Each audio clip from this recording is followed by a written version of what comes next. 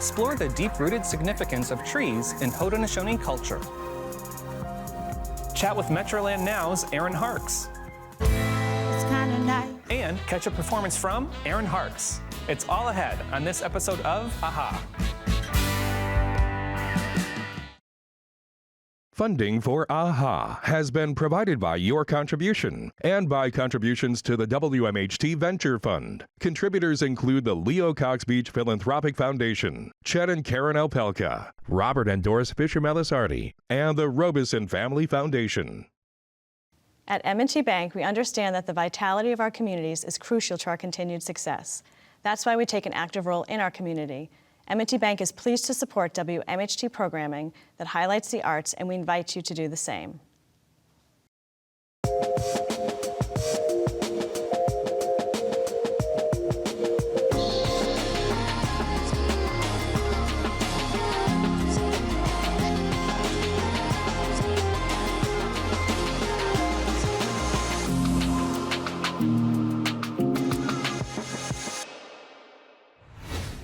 Hi, I'm Matt Rogowitz, and this is AHA, a house for arts, a place for all things creative. Nature and artistry unite at the Iroquois Museum's Once a Tree exhibit, which explores the multiple ways in which trees are deeply woven into Haudenosaunee culture. Haudenosaunee artists are the teachers, are the educators, and they use their art to explain to people who they are.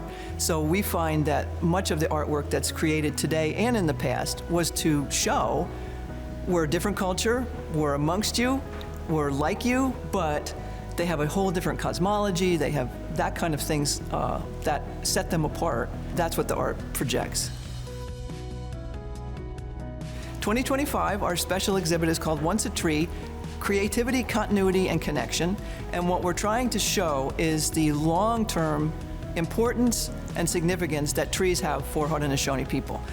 In the past and today, it was used for food, it was used for baskets, it was used for cradle boards, it was used for condolence canes, and it still is. So we still have native artists today creating out of wood. So what is in this exhibit are items from the museum's permanent collection. We brought in 3 Haudenosaunee artists who work in wood to go through our collection and pick out pieces that they thought would represent the sort of breadth of the importance of wood. You have functional pieces which are like a hammer or an axe or what we call a pump drill, which you used to start fires. And so a lot of these things harken back to the early days when they were needed to be used for survival, but yet people still make them as a representation of what was happening years ago. But cradle boards have been made for years and years and years. People still make cradle boards. Babies are still in cradle boards. They do become a piece of art, which you'll see in some of the pieces in the exhibit are very decorative and are used as an art piece.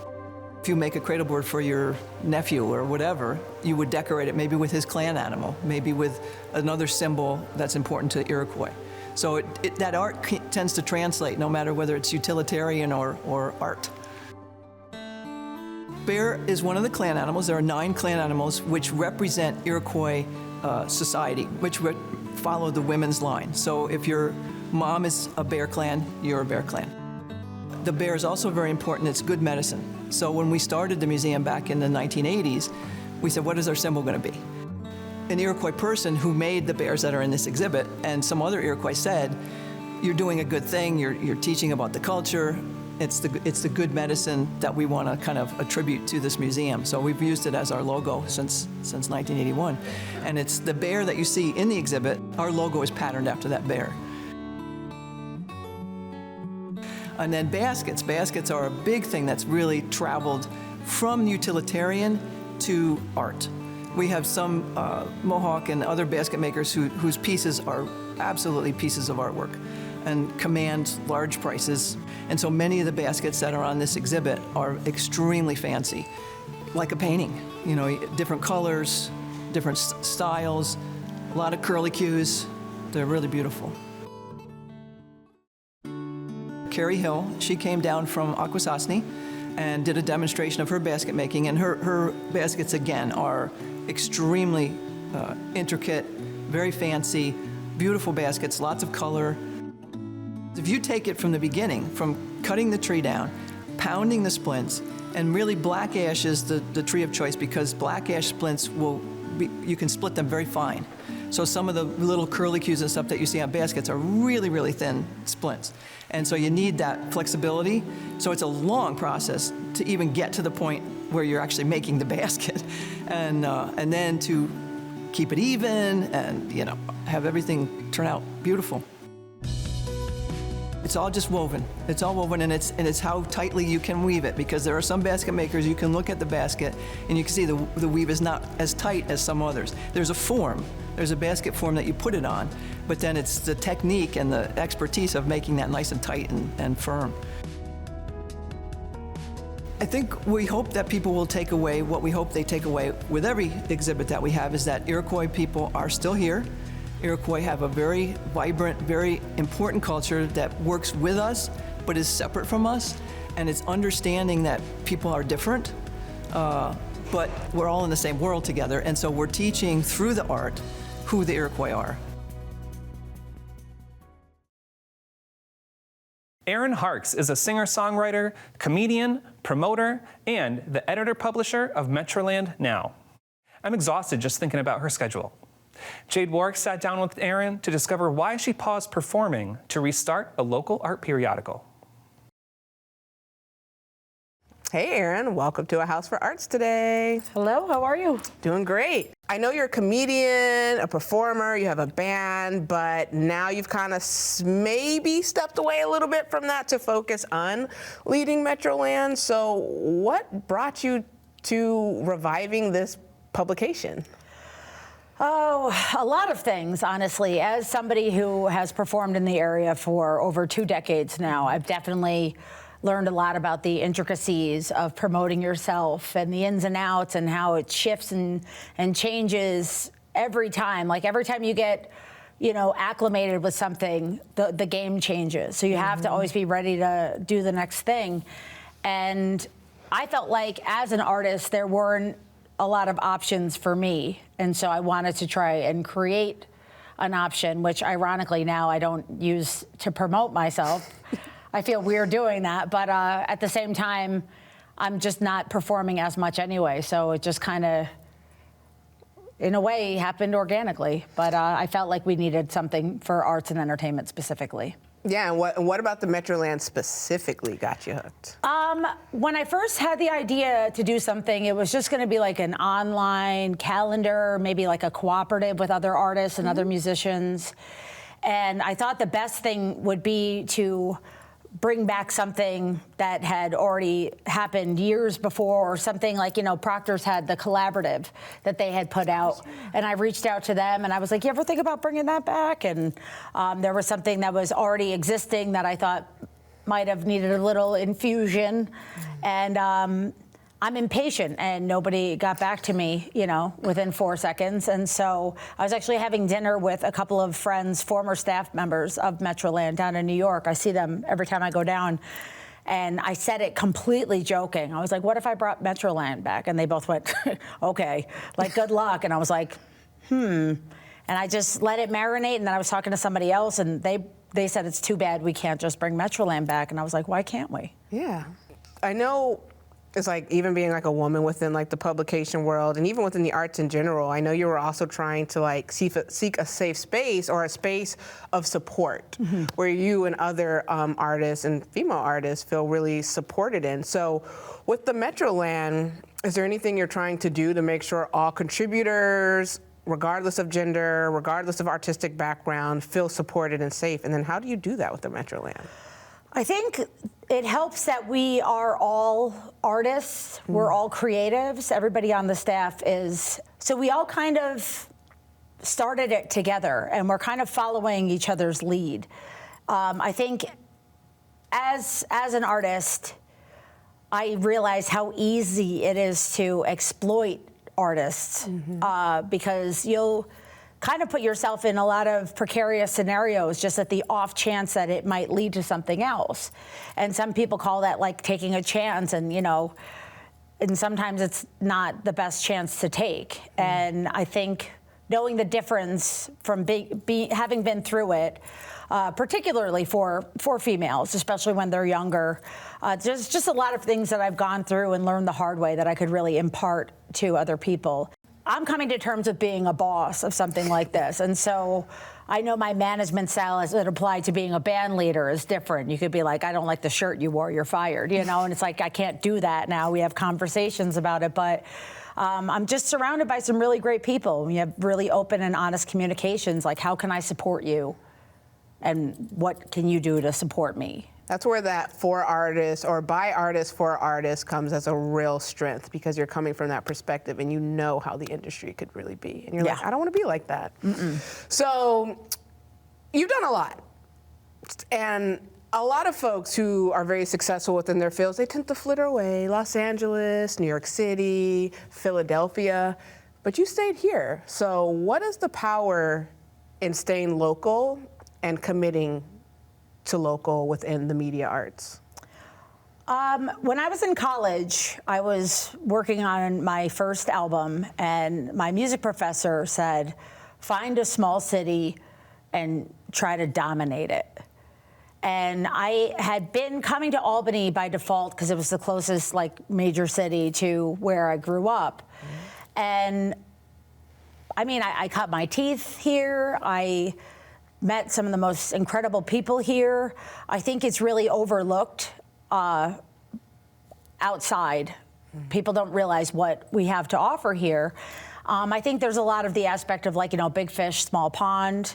I got kind of a late start to taking everything seriously. I am going to be 15 years sober next month. And so really focusing on it and doing what I needed to do to try and, quote unquote, make it, I got a little bit of a late start, and I just wasn't up for, going back in time and doing the things like, eating ramen and sleeping on a friend's futon. And, I had a little bit more realistic, and I wanted to live comfortably. So I didn't want to be that starving, struggling artist. And I had already kind of made a name for myself. So some of it might be complacency, but a lot of it is just, this is home. And whenever I don't think that you have to be in a major city to really make big things happen, especially in this day and age. I mean, people go viral all the time. Oh, yeah. And so for me, I was like, if this isn't the place to be found or the place to make things happen, then create the opportunities for yourself and then make those opportunities for other people, like, producing comedy shows or getting original music showcases and things that, I mean, they already existed, but just trying to make more of them.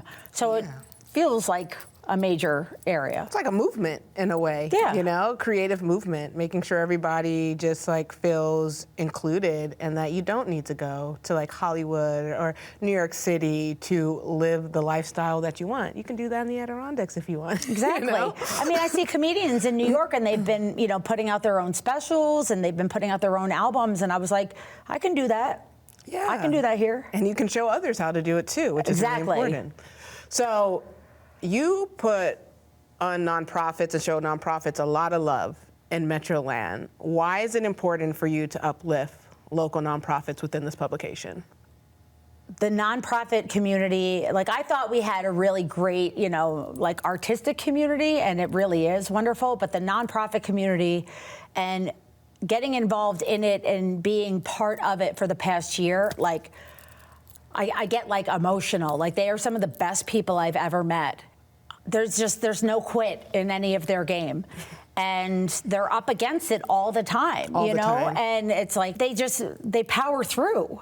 And my office is at the Blake Annex in downtown Albany, which is a co-op or co-working space for other nonprofits. And you just walk past these people, and they might have been denied for a grant that they were praying for, and they're still like, how's it going? And I talked to this one in particular. His office is right next door to me, James Mitchell. I love James. Yeah, and Great. I told him, I was like, because sometimes, you just feel like, and he goes, if you ever feel that way, you come find me. And he means it. He and does. They're the ones, when they reach out for support from Metroland or from me specifically, there's never a quid pro quo. It's just hey, if you get the chance, do you think? And it's absolutely. It's never, because they're taking what they're doing and they're helping so many others, as opposed to somebody who's a little more like self-serving, which is fine too. I mean, you got to promote yourself, you got to get yourself out there, but they're like, hey, give me this so I can then give it to all of these people. And it's just the most beautiful humans I've met in my lifetime. Exactly. I will say the Capital Region, like creative nonprofits, I absolutely love how they all like work together and are all about just uplifting and amplifying each other's voice, because that's pretty rare sometimes, depending on where you're at. So it's a very beautiful thing we have going on locally. Yeah. So I know you're open about your sobriety, and I wanted to ask you, like, what has that taught you about community, collaboration, and leadership?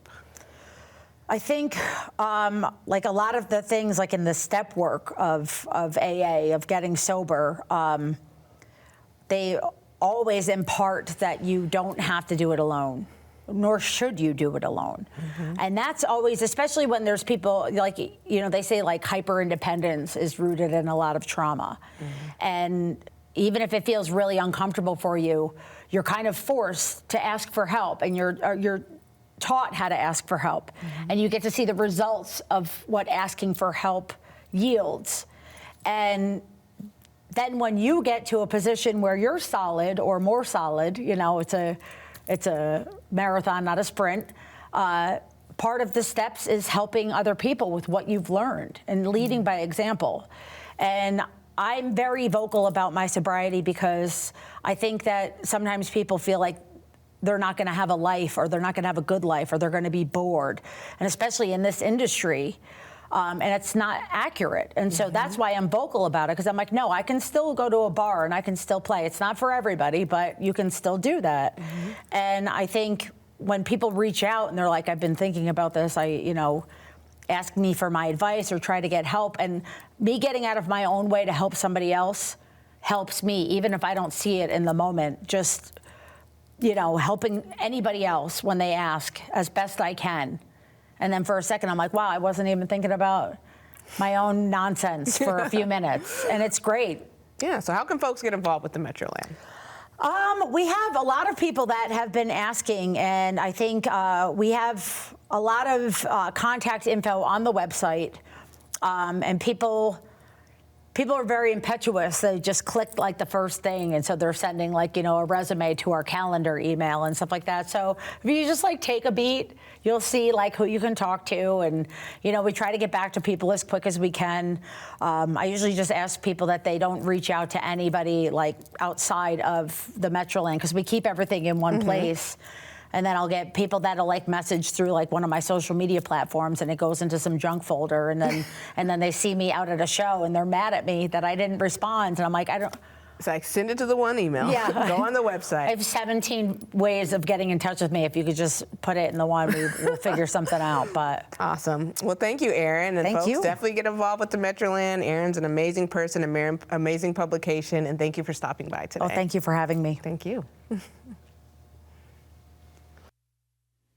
You wouldn't ask me to run if I were walking with a limp. Speak on your behalf if I were talking like a sin. But you ask me how I'm feeling when I'm oh so clearly numb. That's done. I'm not looking for attention. In fact, I want to be left alone. Make bare knees for the cuts, splint for broken bone. Make nothing you wear to show your healing from within. That's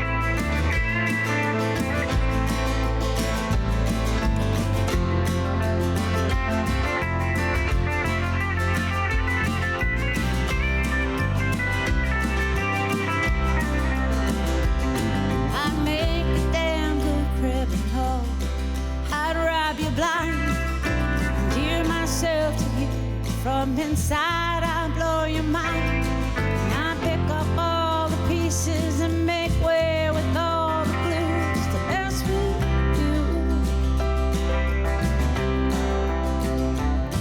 Dishonesty is rewarding, and I'm slowly going broke. Some lives like these are tragedies, and mine is just a joke. But you give away the punchline, and you're spoiling it every time. I don't mind.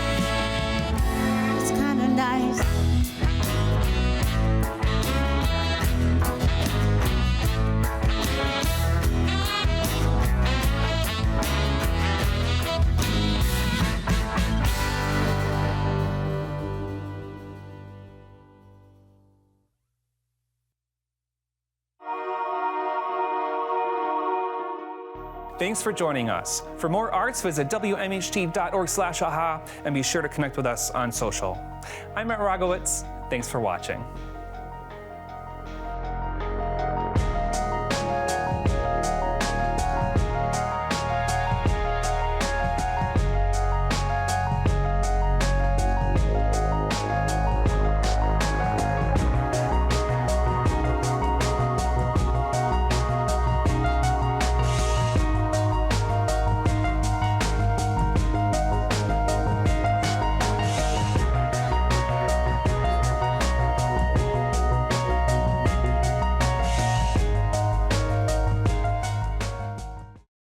Funding for AHA has been provided by your contribution and by contributions to the WMHT Venture Fund. Contributors include the Leo Cox Beach Philanthropic Foundation, Chet and Karen Alpelka, Robert and Doris Fisher-Melisardi, and the Robeson Family Foundation. At M&T Bank, we understand that the vitality of our communities is crucial to our continued success. That's why we take an active role in our community. M&T Bank is pleased to support WMHT programming that highlights the arts, and we invite you to do the same.